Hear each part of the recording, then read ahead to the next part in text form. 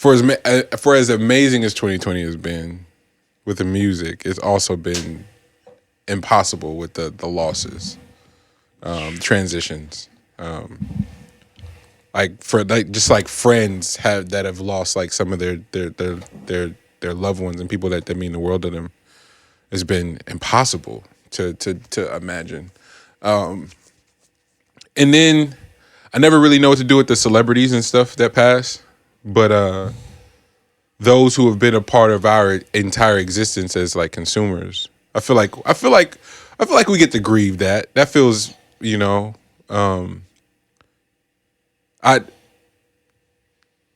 once I found out his name was Tiny Zeus Lester, I was like, you're definitely gonna be Deebo forever. But rest in peace to the legend, man. For sure.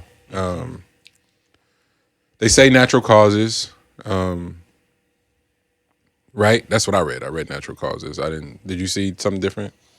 Yeah, no, they were like natural causes, and then there's other sites that are saying like he had COVID, but he never like got all the way better. Got it.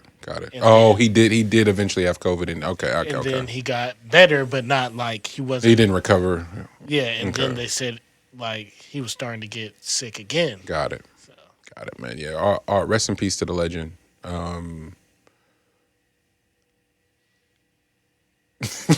fuck. So this nigga, I don't want to tell this story next time, but because it's only gonna be funny. So I always wanted to do theater. But had to wait till high school, obviously. And so I did do my first play, and it was a very small role.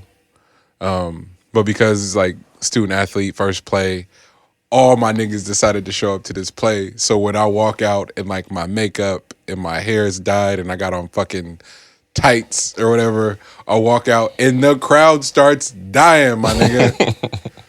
And but it was a serious ass play. It was a fucking crucible, for crying out loud. So it's like it's nothing to laugh at. Like it was a serious moment in the play, and everybody starts dying. So the entire cast on stage is like the multi-purpose room was roaring. Like that's how loud it was. And so on stage, we all just took a minute and like kind of laughed and like got back to it. But it was like that was hilarious. And so after they do awards after each play, and we're at the award ceremony, and the theater teacher, shout out Miss Noel too, she goes, "Yeah, we definitely had to make up a category this year for this particular character, because she's like, I've never seen anything like this," and it was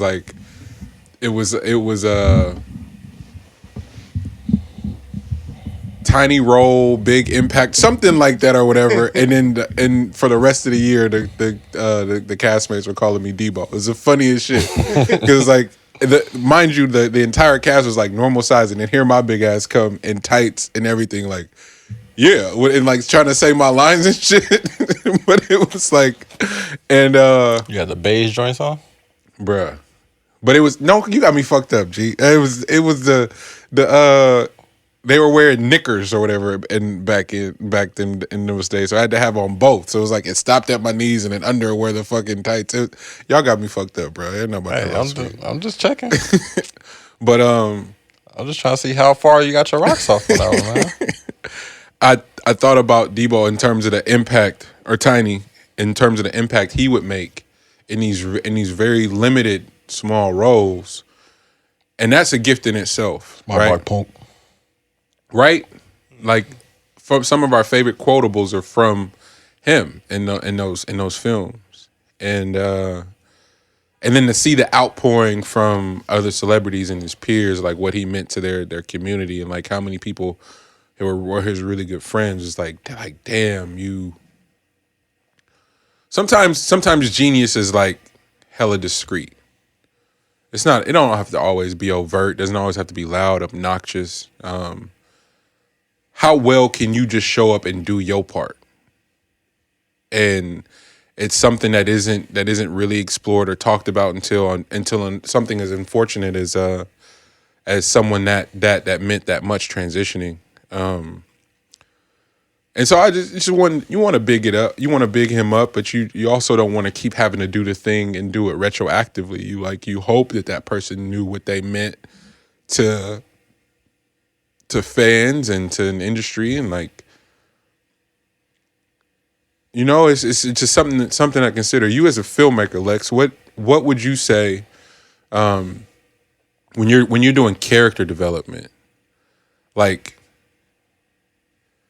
and this is solely from a fan perspective, so I'm asking you as like the expert, where you go character development. If you're writing a role as small as because what would you say he in the first Friday? What is he? He's 10% of that storyline. Yeah.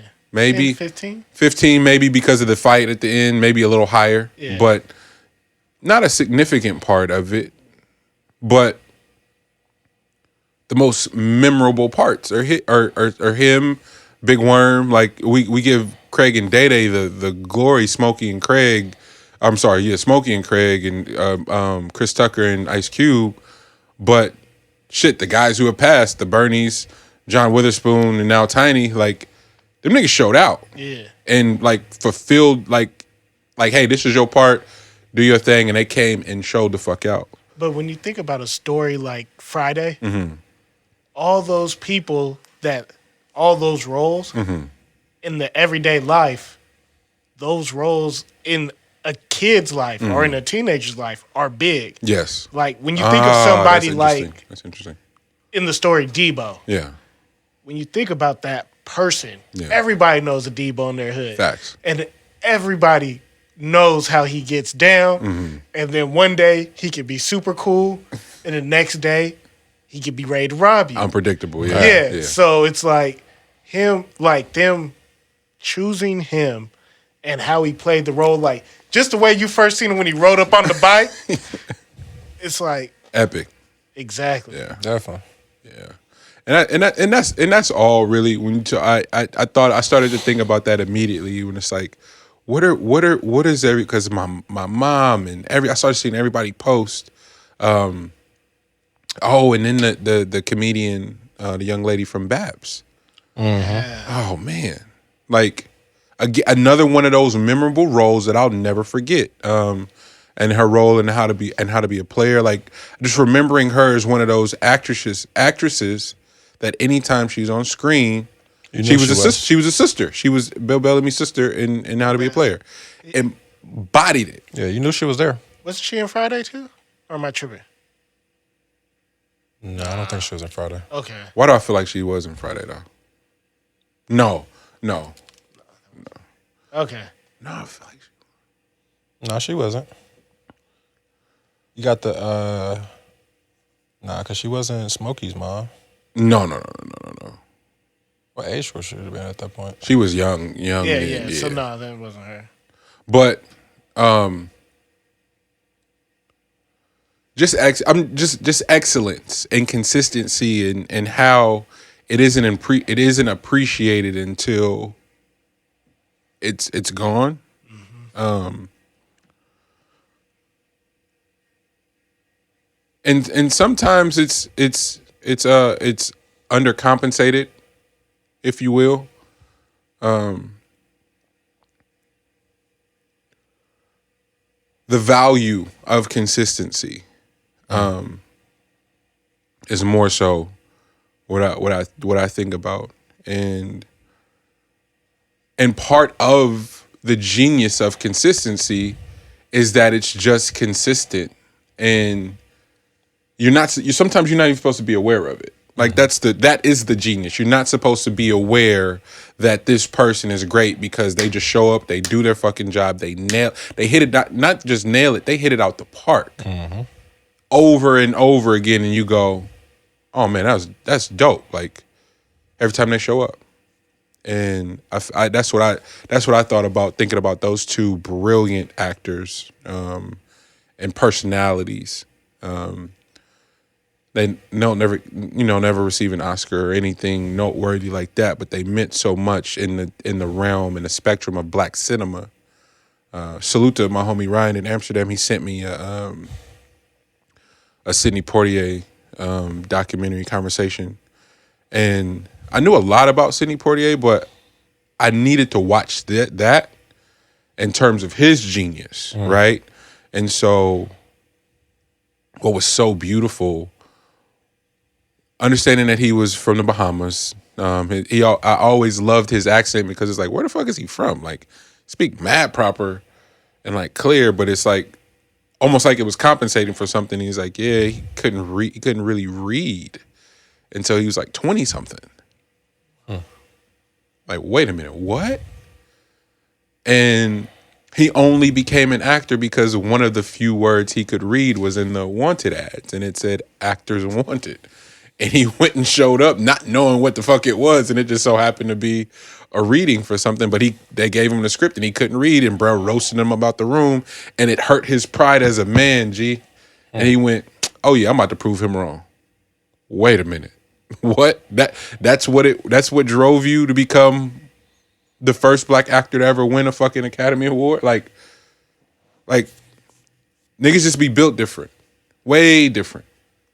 I still believe Will's character in 6 Degrees of Separation, that Sydney was his dad.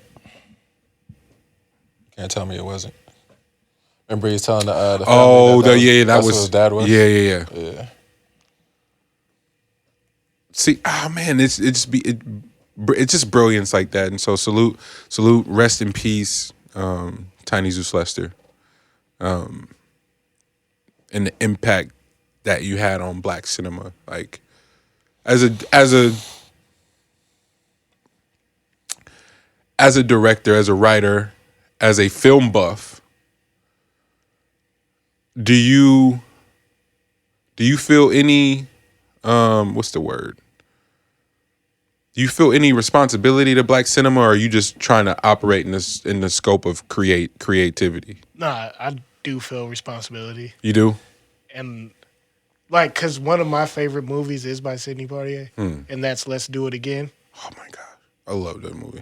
It's like, it always holds something special in my heart. Yeah. Like when I seen that movie as a child, growing up, it was like one of those things where it was like, damn, I want to make a movie like that. Yeah.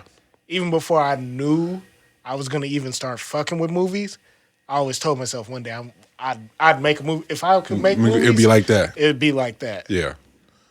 Huh. That's fascinating. I didn't know that about you.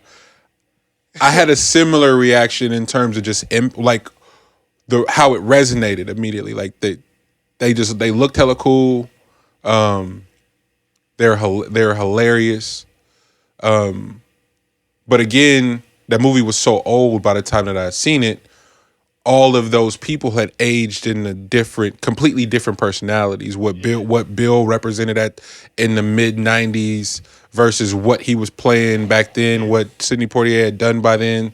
Who else is in that movie? That movie's loaded. Yeah, when you think about it. Isn't Garrett Morris in that fucking movie too? Like the amount of people that are in that film, you're like, whoa, this is unbelievable. You know, and they've had full lives by then. But I couldn't imagine seeing that movie in real time versus what we were being fed about blackness in the 90s, because it just seemed like everything was menace, everything was New Jack City, everything was Boys in the Hood. And it's like, yeah, I know a few dope boys, but I ain't really around murder and all that shit. Like, I'm not around none of that. Like, nigga, what happened? Where's the regular, like, black lives shit at? Like, where people are just doing, nigga, Sunset Park came out and was a lifesaver. Park was that shit.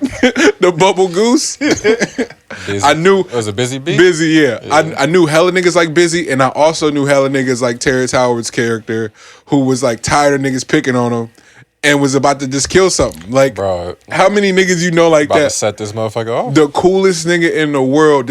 I'm tired of niggas making fun of me. That could be a coach that catches. That could be a ref. That could be somebody in the crowd. Like anybody. At some point, that shit was about to bubble over. Anybody.